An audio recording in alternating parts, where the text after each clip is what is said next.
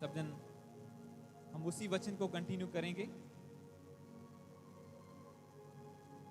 Creation is waiting for you, पूरी सृष्टि आपका इंतजार कर रही है। तो आइए हम खोलेंगे मरकुस की किताब, book of Mark chapter 4 verse 35 से लेके पढ़ेंगे। मरकुस की किताब उसका 4 चैप्टर उसका 35 से लेके 5 की 20 तक हम पढ़ेंगे। और मैं बीच बीच में से पढ़ूंगा, सारे वर्सेस नहीं पढ़ूंगा। अगर आप खोलें book of Mark chapter 4 verse 35, और इस वचन को पढ़ने से पहले मैं आपको बता दूं कि जो वचन हमारा चल रहा है आज उसका 3rd पार्ट है, सारी सृष्टि। हमने पहले वचन में सीखा, जो मैं रात बैठ के दोबारा मनन कर रहा था इस वचन को, तो जब हमने पहला जो हमारा सेलिब्रेशन डे था उसमें हमने सीखा, जो की पॉइंट था उसका, कि हमें एलिमेंट्री शिक्षा को छोड़कर मैच्योरिटी की तरफ बढ़ना है। जो वचन मैंने आपको दिया था एनिवर्सरी वाले दिन, पिछले संडे, इब्रानियों की किताब 6 में, उसमें लिखा हुआ है कि leave the elementary and move on to the maturity. अगर आप एक डिग्री करना चाहते हैं तो वो आप एक एलिमेंट्री स्कूल में नहीं कर सकते। अगर आप आगे बढ़ना चाहते हैं, एक एलिमेंट्री स्कूल आपके लिए अच्छा हो सकता है, प्राइमरी स्कूल अच्छा हो सकता है, आपके दोस्त हो सकते हैं, सब कुछ हो सकता है, पर अगर आपको डिग्री करनी है तो आपको वो सब कुछ छोड़ के आगे बढ़ना होगा। कॉलेज में जाना होगा, कॉलेज से आगे यूनिवर्सिटी में जाना होगा। और इसी तरह से परमेश्वर का वचन हमें आज्ञा देता है कि लीव द एलिमेंट्री, जो थिंकिंग है, तुम्हारी सोचें हैं, जो भी एलिमेंट्री आपके थॉट्स हैं, उनको छोड़कर मैच्योरिटी की ओर बढ़ो। हालेलुया। जो शुरू में हमने पश्चाताप किया परमेश्वर के सामने, तौबा की, पापों की माफी मांगी और उसके बाद बपतिस्मा लिया, और अब परमेश्वर का प्लान ये है कि वो आपको आगे डिग्री टू डिग्री आगे बढ़ाता जाए, अंश अंश करके आपको आगे बढ़ाता जाए। इसीलिए वचन कहता है कि लीव द एलिमेंट्री। वो फिर से पाप कर लिया, फिर से तौबा कर ली, फिर से पाप में गिर गए, फिर से परमेश्वर से माफी मांग ली, फिर से चर्च आ गए, फिर से हट गए। उन चीजों को छोड़कर परमेश्वर का वचन कहता है अब तुम्हें आगे बढ़ना है, क्योंकि सृष्टि आशा भरी दृष्टि से परमेश्वर के पुत्रों के बाट प्रकट होने की बाट जो रही है, कि creation is waiting for the sons of the God. जो परमेश्वर के पुत्र हैं, जो चुने गए हैं, हम लोग, सृष्टि इंतजार कर रही है कि वो हमें देखे, हमारे द्वारा परमेश्वर के कामों को देखे। हालेलुया। क्योंकि परमेश्वर का वचन हमें आगे बढ़ने को बोल रहा है। और दूसरे पार्ट में हमने सीखा था, जैसे मैंने अभी आपको बताया, कि हमें आगे एलिमेंट्री को छोड़कर मैच्योरिटी में जाना है। और दूसरे में हमने सीखा कि हमें बाहर जाना है। जैसे यीशु मसीह ने अपनी कुर्बानी देने के लिए यरूशलेम से वो बाहर गए पहाड़ी पर, ताकि सबको डिलीवर कर सके, सबके पापों को अपने ऊपर ले सके। वचन कहता है इसी तरह से हम भी let's go outside the camp, छावनी के बाहर चलें और यीशु मसीह के प्रचार को लेके चलें। क्योंकि लोग क्या कर रहे हैं, वो वेट कर रहे हैं, सृष्टि वेट कर रही है। और आज हम इसके 3rd पार्ट में सीखेंगे उससे आगे का वचन कि क्या है। तो मैं इसके लिए इस वचन को पढ़ूंगा, मरकुस की किताब उसका 4 चैप्टर उसका 35 से लेके मैं पढ़ूंगा। और इस वचन में लिखा, उसी दिन जब सांझ हुई तो उसने चेलों से कहा, आओ हम पार चलें। और वे भीड़ को छोड़कर जैसा वह था वैसा ही नाव पर साथ ले चले, और उसके साथ और भी नावें थी। तब बड़ी आंधी आई और लहरें नाव पर यहां तक लगी कि वह पानी से भरी जाती थी। पर वह आप पिछले भाग में गद्दी पर सो रहा था। तब उन्होंने उसे जगाकर उससे कहा, हे गुरु, क्या तुझे चिंता नहीं कि हम नष्ट हुए जाते हैं? तब उसने उठकर आंधी को डांटा और पानी से कहा, शांत रह, थम जा। और आंधी थम गई और बड़ा चैन हो गया। और उसने उनसे कहा, तुम क्यों डरते हो? क्या तुम्हें अब तक विश्वास नहीं? वे बहुत डर गए और आपस में बोले, यह कौन है कि आंधी और पानी भी उसकी आज्ञा मानते हैं। हालेलुया। अब यह वचन जो तीसरे पार्ट में हम सीख रहे हैं, हमने पहले में क्या सीखा, कि पहले तो हमें अपने आप को रेडी करना है अगली शिक्षा के लिए। एक बच्चा, एक बड़े बड़े प्रभु के दासों को हम देखते हैं, आज अनॉइंटेड मैन ऑफ गॉड को, या हम सोसाइटी में देखें तो हम वकीलों को देखते हैं, उन्होंने भी ABC से शुरू किया था। बहुत से लोग होंगे जो प्राइमरी स्कूल पास करके वहीं पे रह के हमें आगे नहीं पढ़ना है, कुछ हाई स्कूल तक गए, पर कुछ ने डिसीजन लिया कि नहीं, मैं डिग्री करूंगा, मैं एक दिन लॉयर बनूंगा। और आज वो लाखों रुपए इंडिया में बोले तो फीस ले रहे हैं, यहाँ पे बोले तो हजारों डॉलर एक एक टाइम की फीस लेते हैं। क्यों? उन्होंने डिसाइड किया कि हम आगे बढ़ेंगे, हम सिर्फ थोड़ी सी शिक्षा प्राप्त करके नहीं हट जाएंगे, हम आगे से आगे बढ़ते जाएंगे। और आत्मिक जिंदगी का भी यही रूल है, स्पिरिचुअल लाइफ का भी यही रूल है। एक विश्वासी चाहे तो बपतिस्मा लेके बैठ सकता है कि ठीक है, मैंने अब उद्धार पा लिया, अब मुझे आगे प्रभु के साथ मेल मिलाप हो गया, मुझे और कुछ जरूरत नहीं है। पर या वो वचन को पढ़े और देखे जो कहता है कि तुम बड़े से बड़े वरदानों की खोज में लगे रहो, हर रोज पवित्र आत्मा से पूर्ण होते जाओ, क्योंकि सृष्टि तुम्हारा इंतजार कर रही है। आप बड़े अनॉइंटेड मैन ऑफ गॉड्स को देखते हैं, उन्होंने भी इसी बात से शुरू किया। एक दिन वो भी पापी थे, क्योंकि बाइबल कहती है कि हर एक बंदी ने पाप किया। उन्होंने भी बपतिस्मा लिया, पाप की तौबा की, बपतिस्मा लिया, और उन्हीं बातों से शुरू किया जिससे सब लोग शुरू करते हैं। और आज वो प्रभु की सेवा एक बड़ी अनॉइंटिंग के साथ कर रहे हैं, बड़े चर्चों के साथ कर रहे हैं। हर एक बंदा वहीं से शुरू करता है, पर कुछ वहीं रह जाते हैं, कुछ थोड़ा आगे बढ़ते हैं और कुछ टॉप लेवल पे जाते हैं। इसमें परमेश्वर का पक्षपात नहीं है। परमेश्वर नहीं कहता कि ये बंदा इतना सा बढ़ना चाहिए, उतना ये बंदे का खुद का डिसीजन है। एक बंदा अगर प्रार्थना नहीं करता वो कभी आगे नहीं बढ़ पाएगा। अगर वो डिसीजन नहीं लेता कि मुझे एलिमेंट्री शिक्षा छोड़कर आगे मैच्योरिटी में बढ़ना है, मसीह में, आत्मिक लाइफ में, तो वो कभी बढ़ नहीं पाएगा। परमेश्वर आपको कभी जबरदस्ती से नहीं खींचेगा कि मैं तुझे अपना बड़ा प्रॉफिट बनाना चाहता हूं। आपको खुद डिसीजन लेना होगा। और हम ये सीखते आ रहे हैं कि हमें एलिमेंट्री छोड़ना। दूसरा, हमें अपने एरिया से बाहर जाना है। जैसे मैंने आपको बताया कि चेले यरूशलेम में प्रचार कर रहे थे, जब तक उनके ऊपर ट्रबल नहीं आई, परमेश्वर ने शाऊल को अलाउ किया, उन पे अटैक करे, और फिर वो सारे सामरिया में, यहूदिया में भाग गए। क्यों? परमेश्वर का प्रचार, परमेश्वर की आज्ञा यही थी कि तुम यरूशलेम में पवित्र आत्मा तो पाओगे, पर तुम्हें प्रचार करने के लिए बाहर जाना होगा। पर वो वहीं पे प्रचार कर रहे थे, और परमेश्वर ने इस्तेमाल किया विरोध को, हर चीजों को।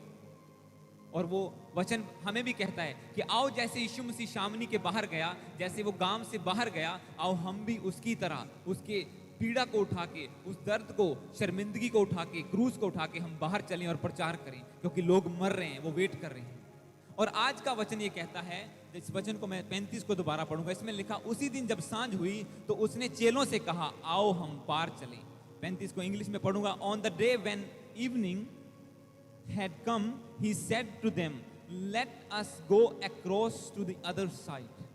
अब परमेश्वर बात कर रहे हैं झीलों के पार जाने की, समुद्रों के पार जाने की, दूसरी जगह पर जाके, दूसरे देशों में जाके प्रचार करने की। और आपको आगे जब हम इस वचन को पढ़ेंगे तो आपको और भी हैरानी होगी। यहाँ पे यीशु मसीह ने कहा कि आओ हम पार चलें, पर पार जाना इतना आसान नहीं था। पार जाना इतना आसान नहीं था, क्योंकि जैसे ही आप वचन को आगे पढ़ते हैं, उसमें लिखा कि जैसे वो जा रहे थे तो रात को बहुत आंधी आई, बहुत तूफान आई, और चेले डर गए कि हम मर जाएंगे। कहाँ पंगा ले बैठे यीशु मसीह का प्रचार करने का, कहाँ पंगा ले बैठे सुसमाचार प्रचार करने का। अब तो विरोध बहुत हो रहा है, तूफान आ रहा है, आंधी आ रही है, पर परमेश्वर कहता है कि प्रभु यीशु मसीह ने उन्हें डांटा। क्या तुम्हें अब तक विश्वास नहीं कि मेरे नाम में अगर आंधी को डांटोगे तो वो थम जाएगी? मेरे नाम से तुम्हें शत्रु की पूरी सामर्थ पर अधिकार है, तुम अथॉरिटी को इस्तेमाल क्यों नहीं करते? हालेलुया। परमेश्वर ने उन्हें डांटा, उन्हें कहा, क्या तुम्हें अब तक भी विश्वास नहीं कि ये आंधी और तूफान कुछ भी नहीं है अगर तुम मेरे नाम को लेके चलते हो, मेरे सुसमाचार को लेके चल रहे हो? ये आएंगे, ये दिखेंगे, तुम्हें डराएंगे, पर तुम्हें मार नहीं पाएंगे। अगर तुम परमेश्वर का प्रचार करने के लिए एक फैसला करोगे कि लेट्स गो अक्रॉस, आओ हम पार चलें। यीशु मसीह ने कहा आओ हम पार चलें। आप सोचो, यीशु मसीह उसी नाव में था, उनके साथ था, पर फिर भी वो नाव डूबने लगी। क्यों? चेलों ने शक किया। अगर आपकी कश्ती में यीशु मसीह है, आपकी जिंदगी की कश्ती में यीशु मसीह सवार है, आप डाउट में हैं, तो आप, बाइबल कहती है, शक में रहने वाला समुद्र की लहरों के समान है, जो उठती हैं फिर बैठ जाती हैं, फिर उठती हैं फिर बैठ जाती हैं। वो कहीं नहीं जा पाएगा, वो उठेगा फिर बैठ जाएगा। पर अगर आप डाउट नहीं करेंगे, अगर आप ये विश्वास करेंगे कि यीशु मसीह के द्वारा मैं सब कुछ कर सकता हूँ, अगर आप मेरी खुद की, अगर मैं एग्जांपल आपको दूं, कर्टन तक भी मैंने खुद सिए, अब टीम करने लग गई है शुरू। ये मैंने, इससे पहले वाले मैंने खुद सिए, ये मैंने खुद खरीदा है, मिक्सर मैंने खरीदा, उसको सीखा, कैमरा, हर चीज लगाई है। अगर आप सोचो, और मैं फुल टाइम जॉब भी करता हूँ, पर मैं, अगर आप सोचो तो मैं क्या अपनी शक्ति से सब कुछ कर सकता हूँ? मैं कभी नहीं कर सकता। तो करने वाला कौन है? पवित्र आत्मा है। सामर्थ देने वाला कौन है? पवित्र आत्मा है। मैं कभी भी नहीं कर पाऊंगा इतना काम। लोग जॉब करके थक जाते हैं, 40 घंटे जॉब कर ली, बस जी हुण नहीं, बस अब सैटरडे संडे हम ऑफ चाहिए। 7 दिन मैं चर्च का भी काम करता हूँ, अपना जॉब भी करता हूँ, घर का काम भी करता हूँ, 7 days a week, और प्रार्थना अलग से जो परमेश्वर के साथ टाइम बताना है। अगर हम फैसला करेंगे कि हम परमेश्वर हमें पार जाना है, यीशु मसीह ने कहा आओ हम पार चलें, पर रास्ते में आंधी आ गई, तूफान आ गया और नाव डूबने लगी और चेले डर गए, पर 1 सेकंड में यीशु मसीह ने सब कुछ थमा दिया। वो विरोध आपको डरा सकता है, आपको मार नहीं सकता। वो आंधी आपको डरा सकती है, तूफान, वो समुद्र की लहरें, वो विरोध की लहरें, वो रिश्तेदारों के ताने, वो घटी, वो पैसे का, ऐसा लगेगा कि अब हम क्या करें, अब तो हम प्रार्थना को टाइम देते हैं, अब मैं एक्स्ट्रा आवर जॉब नहीं करता तो मेरे को घटी हो गई है।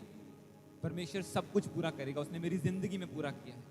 जितने पैसे मैं 60 घंटे काम करके नहीं कमाता था, आज 40 घंटे कमा करके उससे ज्यादा कमाता हूँ। परमेश्वर सब कुछ प्रोवाइड कर सकता है, पर फैसला एक इंसान को लेना होगा, फैसला आपको लेना होगा। आपको डिसीजन बनाना होगा, क्या आप पार जाना चाहते हैं या वही एलिमेंट्री शिक्षा में दबे रहना चाहते हैं। क्योंकि आज लोग सेटिस्फाई हो जाते हैं कि हम इस चर्च में, हमारे रिश्तेदार जाते हैं, इस चर्च में मैं इतने साल से जा रहा हूँ, ठीक है, मेरे को यहाँ पे सेटिस्फेक्शन है, पर उन्हें कोई चिंता नहीं कि परमेश्वर का वचन कहता है गुण, परमेश्वर के जो वरदान है उन्हें प्राप्त करते जाओ, परमेश्वर की जो इच्छा है उसे पूरी करो, और बिना मसा के, बिना अनॉइंटिंग के आप कुछ नहीं कर सकते। और लोग सेटिस्फाई हो जाते हैं, ठीक है चर्च में थोड़ा मजाक भी चल रहा है, ठीक है थोड़ी सेलिब्रेशन भी हो रही है, इससे हम सेटिस्फाई हैं, चलो बपतिस्मा तो लिया है, प्रभु के घर में तो जा रहे हैं। वो सिर्फ एक कह सकते हैं मूर्ति पूजक की तरह काम करते हैं, कोई लेना देना नहीं है कि अनॉइंटिंग है कि नहीं, हम बढ़ रहे हैं कि नहीं, हम 1 साल से वहीं पे हैं या हमारा लेवल बढ़ा है। कल रात हम प्रार्थना में थे, लाइव मीटिंग के बाद हम फिर से प्रार्थना में गए वहीं घर में, और परमेश्वर का ऐसा अभिषेक उतरा, ये गला उसी का रिजल्ट है जो थोड़ा बैठा है, क्योंकि परमेश्वर की आत्मा ने फोर्सफुली इतना प्रार्थना करवाई कि हम सब इतना पवित्र आत्मा से भरे, बहुत ज्यादा। और जब मैं कल शाम को प्रार्थना कर रहा था तो परमेश्वर ने कहा कि ऐसा तुम्हें करना होगा, मीटिंग फिनिश करके तुम्हें और प्रार्थना करनी होगी। इसीलिए हमने आधा घंटा जल्दी फिनिश की मीटिंग, जो ऑनलाइन होती है जूम मीटिंग सैटरडे को, और जब दोबारा हम प्रार्थना में बैठे सेम टाइम कंटिन्यू की, इतना ऐसी फायर परमेश्वर की उतरी कि परमेश्वर ने एक एक जन को भरा। हालेलुया, क्योंकि परमेश्वर इंस्ट्रक्शंस देता है, वो चाहता है आप पार जाएं अगर आप सरेंडर है तो। इस वचन में आप देखो आगे, मैं पूरा वचन इसका 5 से लेके 20 तक हम पढ़ेंगे, पर सब नहीं पढ़ेंगे, आप बाद में पढ़ सकते हैं, मैं 15 से पढ़ दूंगा, 5 की 15 इसका अगला जो चैप्टर है। इसमें लिखा 35 से आपने 40 तक अभी पढ़ा, मैं 5 की 15 पढ़ूंगा। इसमें लिखा, यीशु के पास आकर वे उसको जिसमें दुष्ट आत्माएं थी, अर्थात जिसमें सेना समाई थी, कपड़े पहने और चेत बैठे देखकर डर गए। देखने वालों ने उसका जिसमें दुष्ट आत्माएं थी और सूरों का पूरा हाल उनको कह सुनाया। तब वे उससे विनती करके कहने लगे, हमारी सीमा से चला जा। और 18 में लिखा, जब वह नाव पर चढ़ने लगा तो जिसमें पहले दुष्ट आत्माएं थी उससे विनती करने लगा, मुझे अपने साथ रहने दे। परंतु उसने, यानी कि यीशु मसीह ने उसे आज्ञा ना दी और उससे कहा, अपने घर जाकर अपने लोगों को बता कि तुझ पर दया करके प्रभु ने तेरे लिए कैसे बड़े बड़े काम किए हैं। वह जाकर दिकापुलिस में इस बात का प्रचार करने लगा कि यीशु ने मेरे लिए कैसे बड़े काम किए हैं, और सब लोग अचंबा करते थे। तो मैं क्या बताना चाहता हूं इस वचन को, यीशु मसीह रात को ट्रेवल करके एक झील के पार जाते हैं, रास्ते में तूफान आता है, आंधी आती है, साथ में चेले हैं, सब लोग पार करके जा रहे हैं, पर रूहें कितनी बचाई गई? एक बंदा। कितने डिलीवर हुए? सिर्फ एक बंदा डिलीवर हुआ वहां पे। एक बंदे के लिए यीशु मसीह पूरी झील को पार करके जा रहे हैं, आंधी का टक्कर लेके जा रहे हैं, तूफान की टक्कर लेके जा रहे हैं, और एक बंदे को डिलीवर करके फिर से वापस आ रहे हैं। वहां यहाँ पे वचन में लिखा, जिसमें दुष्ट आत्माएं थी, एक बंदा। जब आप 5 की 1 से पढ़ते हैं, उसमें लिखा, जब यीशु मसीह उस नगर में पहुंचे, गिरसेनियों के नगर में पहुंचे, तो वहां पर एक बंदा था जिसे बहुत सारी दुष्ट आत्माओं ने जकड़ा हुआ था, जिसे संगलों से बांध के रखते थे, और वो फिर भी चेन्स को तोड़ देता था। और यीशु मसीह गए, उसे डिलीवर किया, और जब गांव वालों ने बोला हमारे गांव में मत आ, और यीशु मसीह वहां से वापस आ गए। पर जो बंदा जिसे डिलीवर किया था वो वहां पे प्रचार करने लगा, और बाइबल कहती है बहुत से लोगों ने विश्वास किया। वो एक बंदे के लिए जब आप फैसला लेते हैं कि ये बंदा मैं चाहता हूँ प्रभु में आए, आप कुछ स्टेप्स लेते हैं कि मैं अपने रिश्तेदार के लिए, अपने पड़ोसी के लिए प्रार्थना करूंगा कि ये प्रभु को जाने।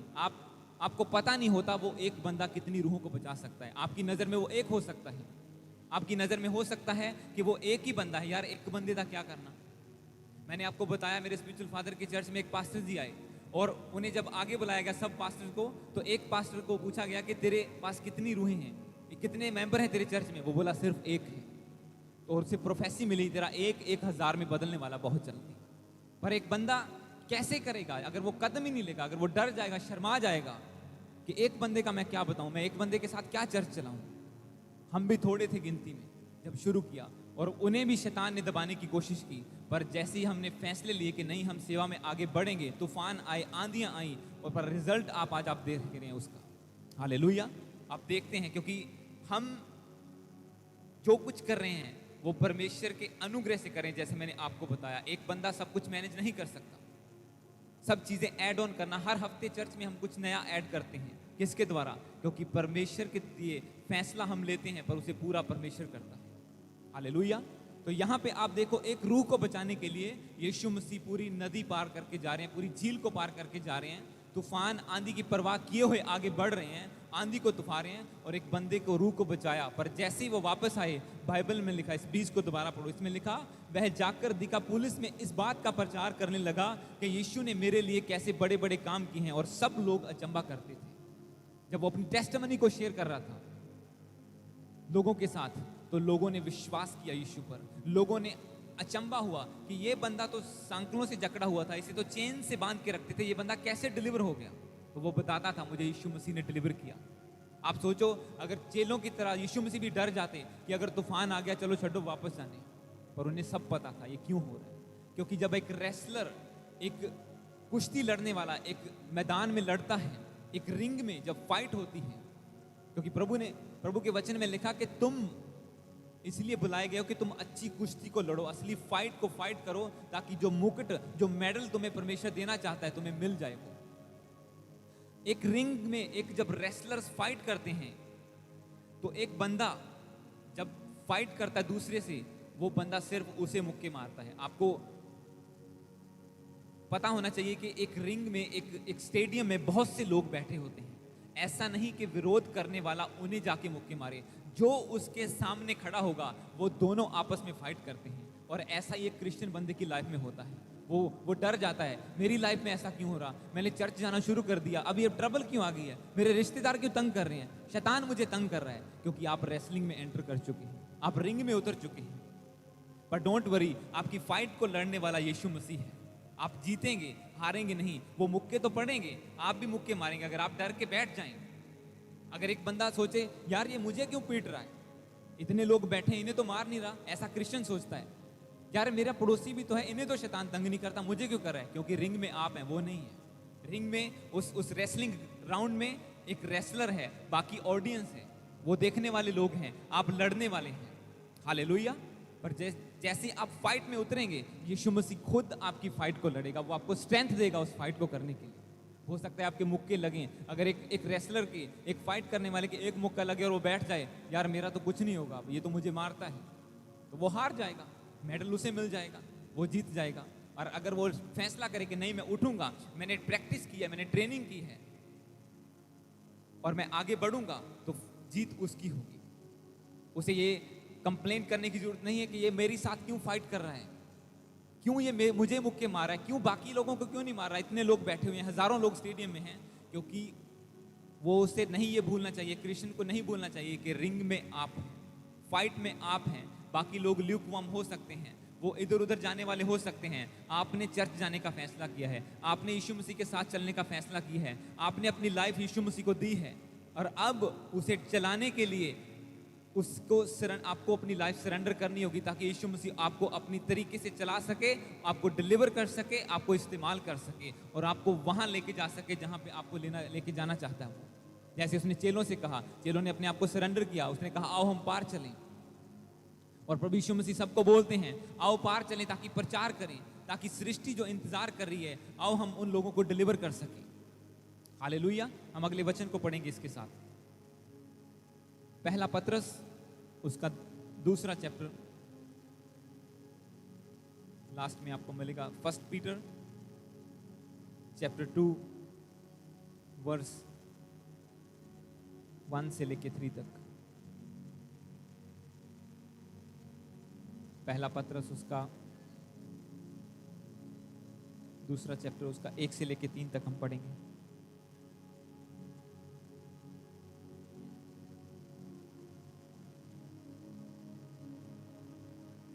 सब लोग अगर खोल लें तो मैं इसको पढ़ूंगा आपके लिए। Book of 1 Peter chapter 2 verse 1 से लेके 3 तक। पहला पत्रस उसका दूसरा चैप्टर उसकी 1 से मैं पढ़ूंगा। इसमें लिखा इस प्रकार,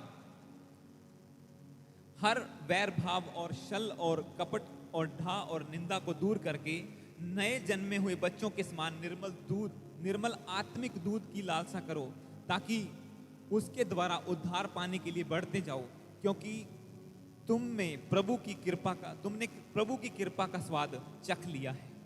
मैं इसे NIV ट्रांसलेशन जो इंग्लिश की है उसमें पढ़ूंगा। उसमें बहुत अच्छे तरीके से लिखा। इसमें लिखा,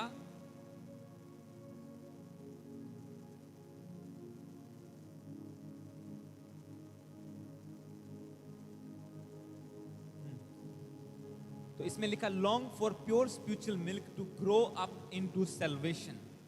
अगर इसमें भी मैं पढ़ूं तो इसमें लिखा like a new born infants, नए जन्मे बच्चे की तरह long for pure spiritual milk that by it you may grow up into salvation, ताकि इसके द्वारा तुम उद्धार पाने के लिए बढ़ते जाओ।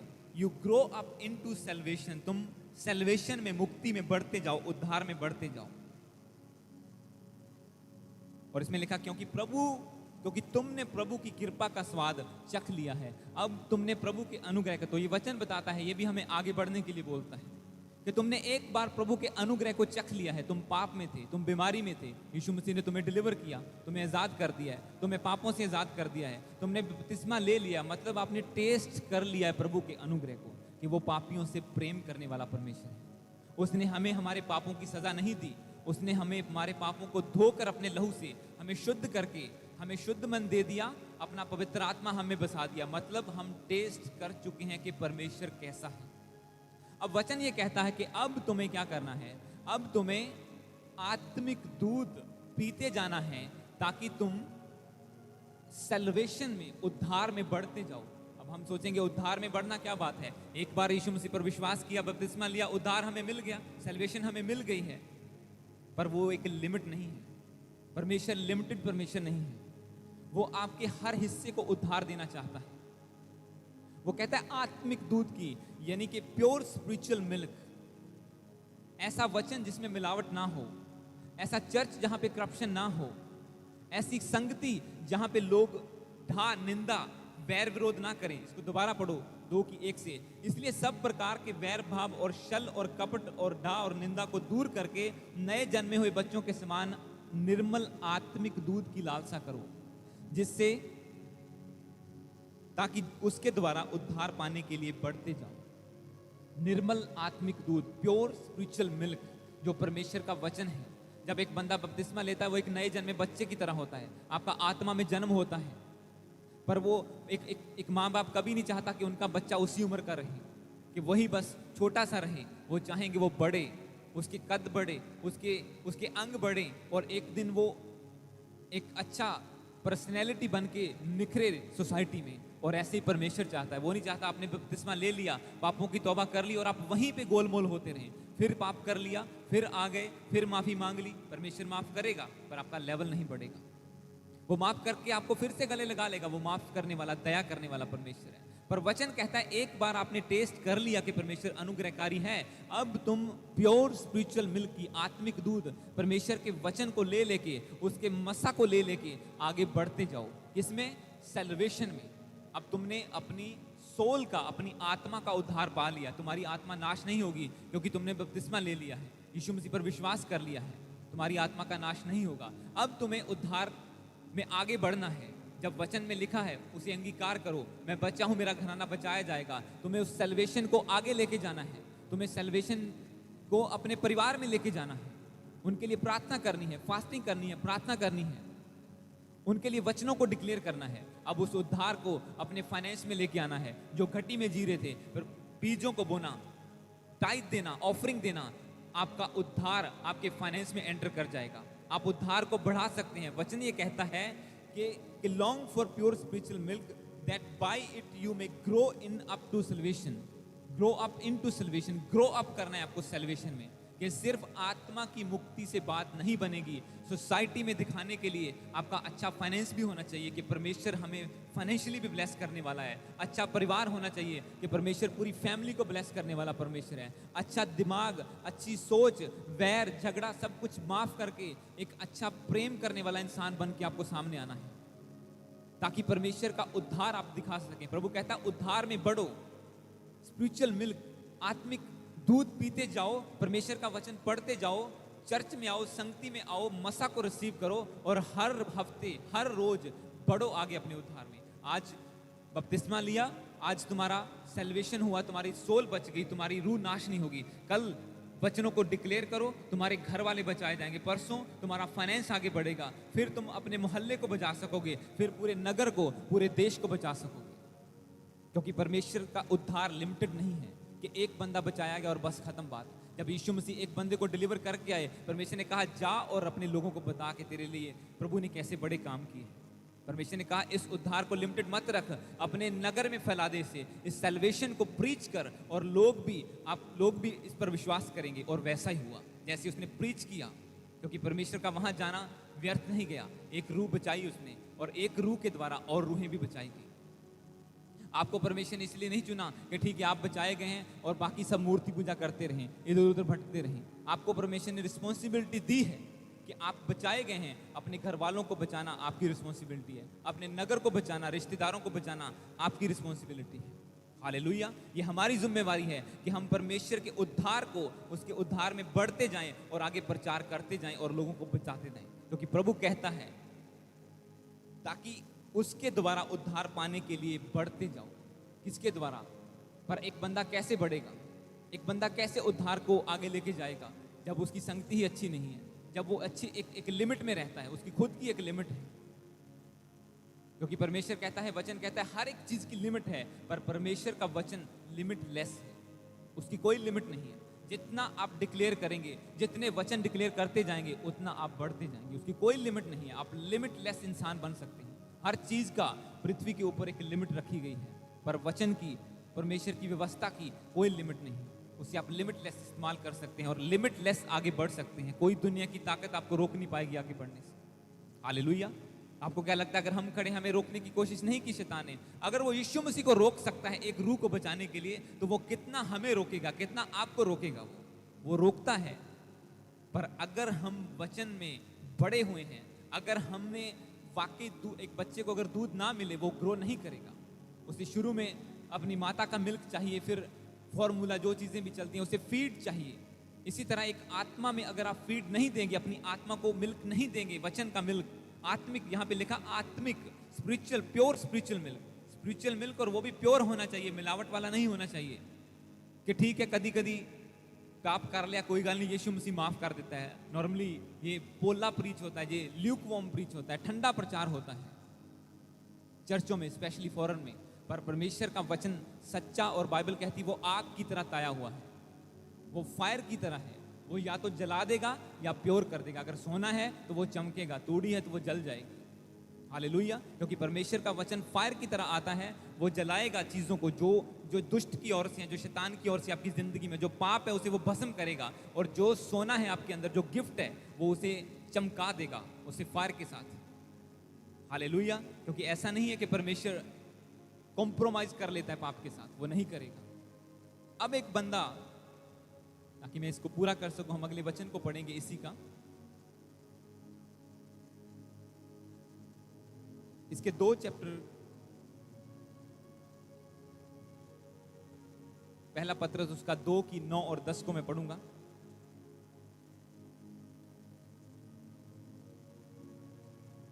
इसी चैप्टर, इसी बुक का चैप्टर 2।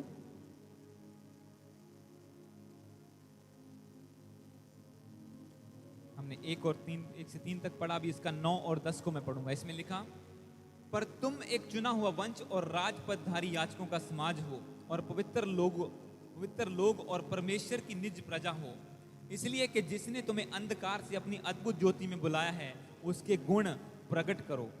पहले तो कुछ भी नहीं थे, तुम पहले तो कुछ भी नहीं थे, पर अब परमेश्वर की प्रजा हो। तुम पर दया नहीं हुई थी, पर अब तुम पर दया हुई है। मैं इंग्लिश में पढ़ूंगा 9 को। इसमें लिखा, but you are the chosen race, a royal priesthood, a holy nation, a people for his own possession, that you may proclaim the excellencies of him who called you. तुम परमेश्वर की एक्सीलेंसीज को, उसके गुणों को क्या करो?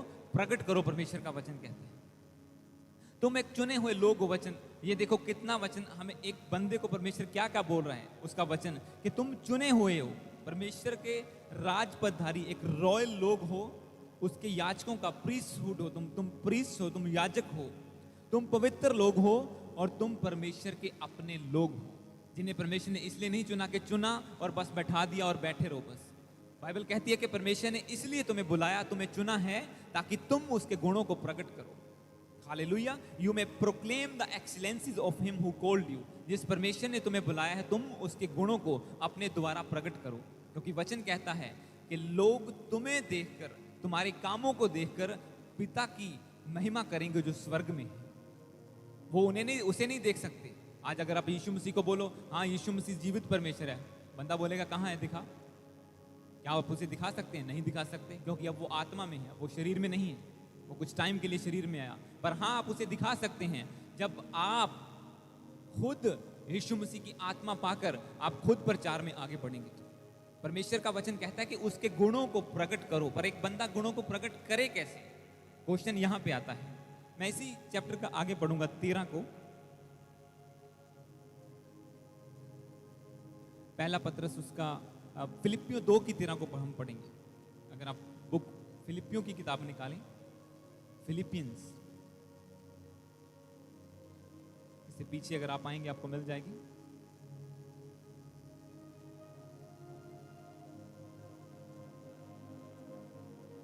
Book of Philippians chapter 2 verse 13।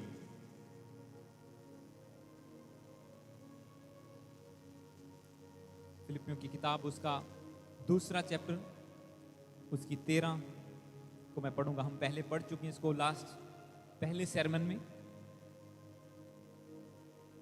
पर इसे मैं एक अलग ट्रांसलेशन में पढ़ना चाहता हूं। मैं हिंदी में पढ़ के पढ़ूंगा। फिलिपियों 2 उसकी 13 को पढ़ूंगा। इसमें लिखा, क्योंकि परमेश्वर ही है जिसने अपनी सुइच्छा निमित्त तुम्हारे मन में इच्छा और काम दोनों बातों को करने का प्रभाव डाला है। मैं इंग्लिश में इसको पढ़ूंगा NIV में। इसमें लिखा है, New International Version, for it is God who works in you to will and to act in order to fulfill his good purpose। अब वचन ये कहता है, जो हमने पहले पढ़ा, दूसरा पत्रस का जो दूसरा चैप्टर, उसकी 9 की 10 को हमने पढ़ा, 2 की 9 और 10 को। उसमें लिखा है कि तुम परमेश्वर के राजपदधारी लोग हो। परमेश्वर ने तुम्हें प्रीस्ट बनाया है, परमेश्वर ने तुम्हें रॉयल्टी दी है, परमेश्वर ने तुम्हें इसलिए बुलाया है कि तुम उसके गुणों को प्रकट करो। अब एक कॉमन मैन परमेश्वर के गुण को कैसे प्रकट कर सकता है? एक पाप में डूबा हुआ बंदा कैसे परमेश्वर के गुणों को प्रकट कर सकता है? एक आदमी कैसे परमेश्वर दिख सकता है, कैसे परमेश्वर जैसा दिख सकता है? एक बंदा कैसे वो काम कर सकता है जैसा यीशु मसीह करता है, जैसा परमेश्वर खुद कर सकता है? पर आज इंसान ये भूल गया पाप में गिर के कि बाइबल में लिखा है, जो पहले ही जब चैप्टर को पढ़ते हैं उसमें लिखा, परमेश्वर ने इंसान को अपनी समानता में बनाया और उसे सारी सृष्टि पर अधिकार दिया। परमेश्वर ने अथॉरिटी दी थी, पर पाप के कारण वो अथॉरिटी लीक हो गई। आज क्रिश्चियन बंदों की लाइफ ये है, उन्हें वो लीकेज, वो आगे तो बढ़ना चाहते हैं, वो और प्रचार सुनना चाहते हैं, दूसरा तीसरा चौथा फास्टिंग करना चाहते हैं, पर वो लीकेज को बंद नहीं करते। जहां से मसा लीक हो रहा है, जहां से अनॉइंटिंग लीक हो रही है, जहां से पवित्रता लीक हो रही है, उस चीज को ब्लॉक नहीं करना चाहते, उस पाप को बंद नहीं करना चाहते, बजाय उस पर वर्क करने से। आप सोचो, क्या अगर आपको कैश इनकम आती हो, एक ऐसे बैग में डालना चाहोगे जिसके नीचे होल हो और वो पूरा गिरता जाए जहां जाओ? वो आप कभी पसंद नहीं करेंगे, क्योंकि वो आपकी मेहनत की कमाई है। इसीलिए जब आत्मिक जिंदगी में हम मेहनत करते हैं, हम फास्टिंग करते हैं, प्रार्थना करते हैं, वचन ये कहता है कि मसीह में की गई मेहनत कभी व्यर्थ नहीं जाती। पर वो व्यर्थ तब जाती है जब एक बंदा साथ साथ थोड़ा थोड़ा पाप भी कर लेता है, जब थोड़ी थोड़ी मिलावट भी कर लेता है। पर वचन कहता है कि तुम्हें प्योर मिल्क चाहिए, तुम्हें प्योर स्पिरिचुअल मिल्क चाहिए आगे बढ़ने के लिए, ताकि जो उद्धार आपने पाया है वो आपका घराना भी पाए, आपका मोहल्ला भी पाए, आपका नगर भी पाए, आपका फाइनेंस भी पाए, आपके बच्चे भी पाए। तुम्हें उस उद्धार को खुद बढ़ाना होगा। मैंने आपको पिछले प्रचार में बताया था, पिछले संडे, कि हर एक बंदे को परमेश्वर एक गिफ्ट देता है। और तिमोथेयुस की बुक में लिखा, जो गिफ्ट तेरे पास है उसे प्रज्वलित कर दे, उसे प्रज्वलित कर दे, उसे फायर से फ्लेम अप कर दे, उसे बढ़ा दे। और हर एक बंदे को सैल्वेशन का गिफ्ट मिलता है। It's a free gift from heaven. Bible कहती है कि परमेश्वर की ओर से मुक्ति एक फ्री गिफ्ट है आपके लिए, क्योंकि यीशु मसीह ने इसका मूल्य चुकाया। सिर्फ उस पर विश्वास करने के द्वारा आपको गिफ्ट मिल जाता है। पर वचन ये कहता है कि उसे लिमिट में मत रखो, उसे आगे बढ़ाओ। और उसके लिए आपको प्योर मिल्क चाहिए आगे बढ़ाने के लिए। वो प्रचार, परमेश्वर का वचन, वो फास्टिंग, वो सब कुछ है। पर वो उससे पहले आपको ये मेक श्योर करना होगा कि हम पवित्रताई में हैं, ताकि जो चीज़ें हम रिसीव कर सकते हैं उसे सस्टेन कर सकें, उसे लीक ना होने दें, उसे वेस्ट ना जाने दें। और अब परमेश्वर का वचन कहता है कि तुम्हें उसने बुलाया कि तुम उसके गुणों को प्रकट करो। तो मैंने आपको बताया कि कैसे हम गुणों को प्रकट कर सकते हैं। ये बहुत ही ईजी है, बहुत ही आसान है, अगर हम पवित्रताई में हैं तो। क्योंकि वचन ये कहता है, इसको अगर मैं इंग्लिश में दोबारा पढ़ूं, इसमें लिखा, for it is God who works in you.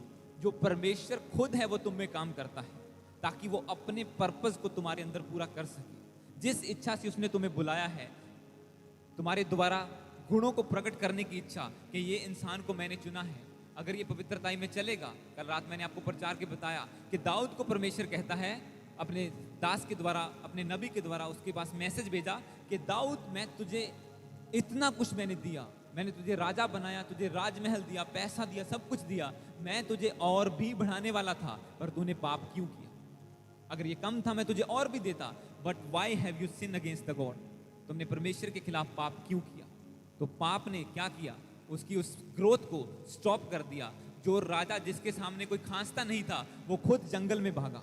किससे डर के? अपने बेटे से डर के, कि कहीं ये मुझे मार ना दे। क्यों? जब पाप आया, डर आ गया। आदम हर रोज परमेश्वर से मिलता था, हर रोज संगति में जाता था, और बाद में एक शाम को परमेश्वर आया, आदम तू कहाँ है? कहता मैं छुप गया था। क्यों? पाप हो गया। वो संगति खत्म हो गई थी, वो डोमिनियन, वो अथॉरिटी, वो अधिकार, सब कुछ खत्म हो गया। किसकी वजह से? एक लीकेज की वजह से। हालेलुया। पर परमेश्वर का प्लान ये है कि आप पार जाएं, प्रचार करें, उद्धार को फैलाएं। पर एक बंदा अपना ही प्रॉब्लम सॉल्व नहीं कर सकता, वो अपनी ही झोल झमेले में पड़ा हुआ है। और यही लोगों ने पास्टरों का हाल बना के रखा है। एक पास्टर को कलीसिया से फुर्सत नहीं है कि वो एक ही बंदे पर, दो बंदों पर वर्क करता जा रहा है, ये बंदा नाराज ना हो जाए। अच्छा, इसने ये प्रॉब्लम कर ली है, अब चलो इसे 2 घंटे काउंसलिंग दो, 3 घंटे काउंसलिंग दो। वो दूसरे बंदों से कब मिले? वो कब बाहर जाके प्रचार करे? अगर उसने घर का मसला ही हल नहीं हो रहा, जो चर्च के 4 बंदे उनका मसला ही हल नहीं हो रहा, तो वो कैसे दूसरों तक पहुंचेगा? कैसे बाहर जाके प्रचार करेगा? अगर वही सर्कल चलता रहा कि आज इस बंदे ने पाप कर लिया, चलो इसको समझाते हैं, अच्छा आज बंदा नाराज हो गया, चलो इसको मनाते हैं।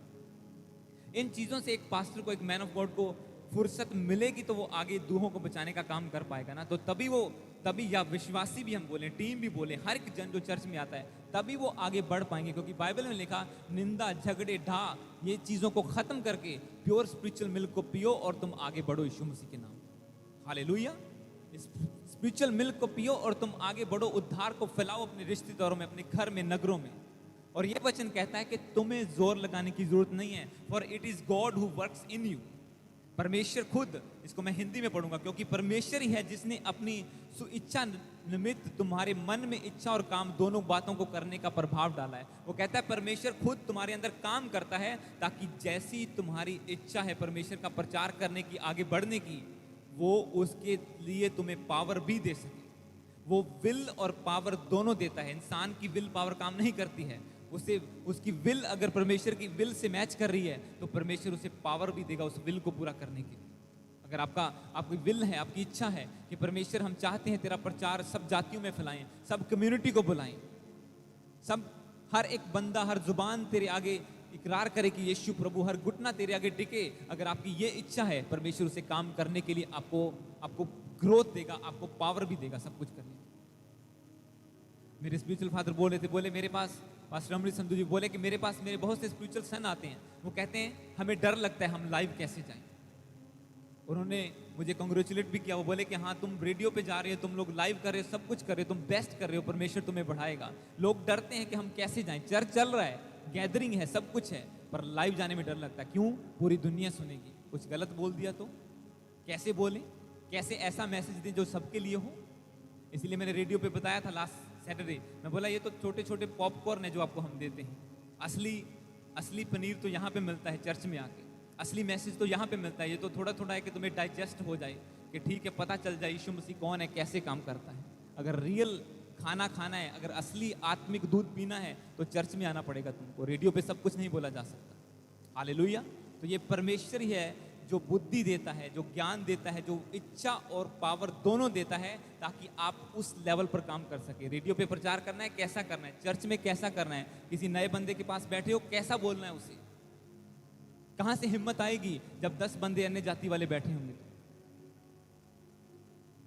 हम एक फंक्शन में गए थे लास्ट सैटरडे, भाई साहब ने इनवाइट किया था, तो वहां पे हमें वही विश्वासी लोग मिले, क्योंकि परमेश्वर रास्ता बना देता है, हम जाते नहीं है किसी भी, हमने सोचा चलो ठीक है जाते हैं, और हम गए और वहां पे एक विश्वासी भाई मिले हमें जो फिजी से हैं, और हम बैठे 1-1.5 घंटा सिर्फ प्रभु की बात करते रहे, खाना खाया और वापस आ गए। और नहीं तो बंदा सोचता क्या करें, कैसे करें।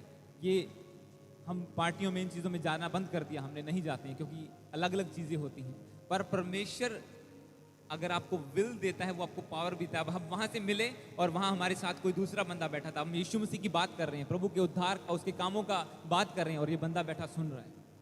हालेलुया। मतलब किसी के कानों तक यीशु मसीह का नाम किसी न किसी तरीके से पहुंचा नहीं लोगों तक। परमेश्वर आपको देगा वो ग्रेस सब चीजें काम करने की। और अब लास्ट में मैं आपको यही बताना चाहता हूं कि चर्च जो है वो रिलीजियस प्लेस नहीं है, वो एक धार्मिक स्थान नहीं है जहां पे आए और जो भी करना है वो करे और चले गए और परमेश्वर खुश हो गया। नहीं, आपको अपनी लाइफ, अपना आप समर्पित करना होगा प्रभु के सामने। परमेश्वर आपका पैसा, आपकी चीजें, आपकी फॉर्मेलिटी नहीं चाहता। बाइबल में लिखा कि वो बलिदानों से प्रसन्न होने वाला नहीं है, वो धूप अगरबत्तियां नहीं चाहता। परमेश्वर ये चाहता है कि बंदा खुद उसके सामने, वो आपको चाहता है, वो आपको बचाने के लिए आया, इसीलिए उसने खुद अपनी जान दी यीशु मसीह में, वो आपको बचा सके ताकि आप उसके विश्वास करके उसके पास आ सकें, उसके द्वारा पिता से मेल मिलाप कर सकें। वो आपकी फॉर्मेलिटी नहीं चाहता, परमेश्वर आपको खुद को चाहता है। आज लोग सब कुछ दे सकते हैं, जिसके पास पैसा है वो टाइप दे देगा, डोनेशन दे देगा, जिसके पास और कुछ चीजें हैं वो उसमें हेल्प कर देगा, कोई कैसे कर देगा, पर अपने आप को लोग सरेंडर नहीं करते प्रभु के लिए। जबकि परमेश्वर ये चाहता है कि आप खुद सरेंडर हो, आप खुद बढ़ें, आप खुद प्रचार करें आगे। हर एक बंदे को परमेश्वर एक फायर से भर के इस्तेमाल करना चाहता है, और इसके लिए परमेश्वर की योजना शुरू से चलती आई। मैंने आपको बताया, अगर आप जेनेसिस को पढ़ो, उसमें परमेश्वर आदम के साथ था, हर रोज वो उससे मिलता था। यहोवा आदम के साथ था, वो दोनों हर रोज संगति करते थे, वो प्रोटेक्शन में था, परमेश्वर के साथ था, इसीलिए उसके पास अधिकार भी था, सब चीजें थी, सब फैसिलिटीज थी, परमेश्वर ने सब कुछ उसके लिए बनाया। अब उसके बाद क्या हुआ? वो संगति टूट गई, परमेश्वर, आदम ने पाप किया और परमेश्वर से दूर हो गया, पर परमेश्वर ने फिर भी उसे नहीं छोड़ा। अपने नबियों के द्वारा बात करता था, ये काम मत करो तो मैं तुम्हारी लड़ाई को लड़ूंगा। अगर तुम भी, जैसे दाऊद की एग्जाम्पल इस्तेमाल करता है, सुलेमान को परमेश्वर कहता है अगर तू भी अपने पिता की तरह मेरी विधियों पर चलेगा तो मैं तुझे भी बढ़ाऊंगा। अच्छा, सुलेमान के बेटों को भी ऐसा बोलता है, आगे भी अगर तुम पाप नहीं करोगे, मेरी विधियों पर, मेरे वचनों पर चलोगे तो मैं तुम्हें और बढ़ाऊंगा। कल रात मैंने आपको एग्जाम्पल्स दी थी उसकी, और परमेश्वर ने बढ़ाया भी उन लोगों को। अब क्या था? परमेश्वर फिर भी नहीं हटा, ये लोग फिर भी पाप करते जा रहे हैं। परमेश्वर ने प्लान बनाया, उसने यीशु मसीह को भेजा और यीशु फिर से हमारे साथ आ गया। पहले परमेश्वर और आदम एक ही बाग में मिलते थे, पर अब पाप की वजह से दीवार बन गई और यीशु मसीह के द्वारा वो दीवार टूटी। परमेश्वर खुद इंसान के रूप में इंसान के साथ संगति करने के लिए आया, उसने उसे नहीं छोड़ा। पहले परमेश्वर क्या था? पहले परमेश्वर का फोकस इंसान के ऊपर था, उसने बनाया, उसके साथ रहा। वो स्वर्ग से देखता था उसे क्या करता है, जब उससे दूर हुआ फिर भी इंसान के ऊपर परमेश्वर का फोकस रहा, वो देखता रहा ये लोग क्या करते हैं, ये पाप में डूबते हैं। अच्छा, आज इन्होंने प्रार्थना की है, आज मैं इन्हें आज़ाद करूंगा। इजरायली 430 साल तक गुलामी रहे, पर जब डिसीजन लिया कि हम फैसला करेंगे, दुहाई देंगे परमेश्वर की, तो उसी दिन परमेश्वर ने फैसला किया मैं इन्हें डिलीवर करूंगा। मूसा को भेजा परमेश्वर ने। मतलब परमेश्वर का फोकस इंसान के ऊपर रहा, और फिर यीशु मसीह के द्वारा परमेश्वर फिर इंसान के साथ मिल गया और फिर से मेल मिलाप हो गया। पर यहां पे ही बस नहीं हुई। आप देखो, परमेश्वर ने यहां पे बस नहीं की। परमेश्वर ने इसके बाद फैसला किया, इन्होंने तो इसे भी मार डाला, इन्होंने तो इसके ऊपर भी विश्वास नहीं किया, अब मैं क्या करूं। अब परमेश्वर ने फैसला किया, अब मैं इनके अंदर रहूंगा। और आज वो पवित्र आत्मा के द्वारा हमारे अंदर है। क्या कर लोगे आप? कैसे इनकार कर लोगे जब वो आत्मा तुम्हारे अंदर रहता है तो? हालेलुया। परमेश्वर ने पहले इंसान को बुलाया, संगति टूट गई, फिर यीशु मसीह को के रूप में आया, और फिर भी लोगों ने विश्वास नहीं किया। अब परमेश्वर कहता है, अब मैं खुद इनके अंदर वास करूंगा, और पवित्र आत्मा के द्वारा वो हमारे अंदर वास करता है। और हमें वो इसीलिए वो कहता है कि तुम उन गुणों को प्रकट करो जो मेरे गुण हैं। यीशु मसीह कैसा है, उसके गुणों को प्रकट करो। वो दूसरों से प्रेम करने वाला था, वो दूसरों को के हालातों को बदलने वाला था, वो लंगड़ों को चलाने वाला था, उसके मसा से बंधन टूटते थे, वो दुष्ट आत्माओं से लोगों को आजाद करता था। वो कहता है आज तुम भी ऐसे काम करो, पर करोगे कैसे? वो कहता है क्योंकि मैं तुम्हारे अंदर वास करूंगा।